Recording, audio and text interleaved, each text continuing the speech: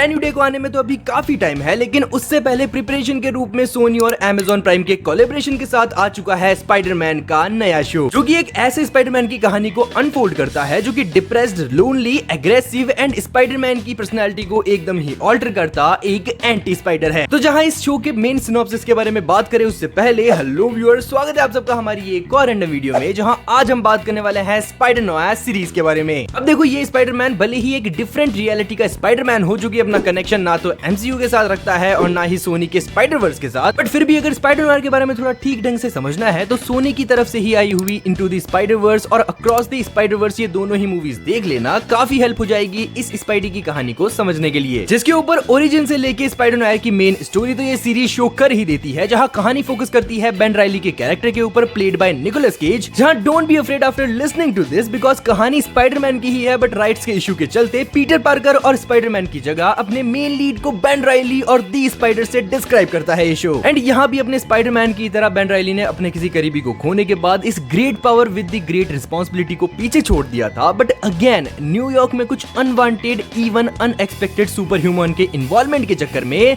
इस स्पाइडर को वापस आना पड़ता है और स्टार्ट होती है एक investigation around Sandman, electro and Tombstone के, जिसकी मिस्ट्री को ये स्पाइडर कैसे सॉल्व करता है वही मेन कॉन्सेप्ट है इस स्पाइडर नोआ शो का। एंड कहना पड़ेगा, जो रेट्रोस्टिक ओल्ड स्कूल न्यूयॉर्क को ब्लेंड करते हुए इस सुपर हीरो शो को तैयार किया गया है, मान गए बिना हैवी एक्शन के भी कोई सुपर हीरो शो एंगेजिंग बन सकता है। और यहाँ मेनली स्पाइडर के पर्सपेक्टिव से ज्यादा बेन राइली के प्राइवेट इन्वेस्टिगेटर वाले पॉइंट ऑफ व्यू से ये शो आगे बढ़ता रहता है, जिसमें आप ऐसे मान सकते हो कि दी बैटमैन वाली स्टोरी को रिक्रिएट किया गया है, but with the come effort वाले सीरियस टोन के साथ। आगे यहाँ हमें 8 एपिसोड के साथ कहानी को नरेट किया जाता है, 40 से 50 मिनट वाले ईच एपिसोड वाले ड्यूरेशन के साथ, जिसमें हर एक एपिसोड बेन राइली के स्पाइडरमैन बनने से लेके उसके साथ हुए, इनफैक्ट इस शो के हर एक विलन के साथ हुए ट्रॉमेटिक इंसिडेंट को भी फीचर करता है। जहां निकोलस केज की परफॉर्मेंस तो एज ऑलवेज हार्ड हिटिंग ही देखने को मिलती है, जिसपे से अगर आपको नहीं पता तो स्पाइडर वर्स में फीचर हुए स्पाइडर नोआ को भी निकोलस केज ने ही आवाज दी थी। देन इनके अलावा शो के मेन विलन्स की बात करें तो हाँ, विलन्स अपने मोटिव्स को लेके क्लियर तो रहते हैं, बट उनका इम्पैक्ट उतना एफिशिएंसी के साथ फील नहीं हुआ जितना इन विलन्स का मूवीज में हुआ था, लाइक स्पाइडरमैन 3 से लेके दी अमेजिंग स्पाइडरमैन 2 तक। बट ये मत समझना कि शो देखने लायक नहीं है भाई, शो का फेसिंग स्लो बर्न टाइप का जरूर से है, but episode by episode show की स्टोरी पॉजिटिव वे में इंक्रीज होती रहती है,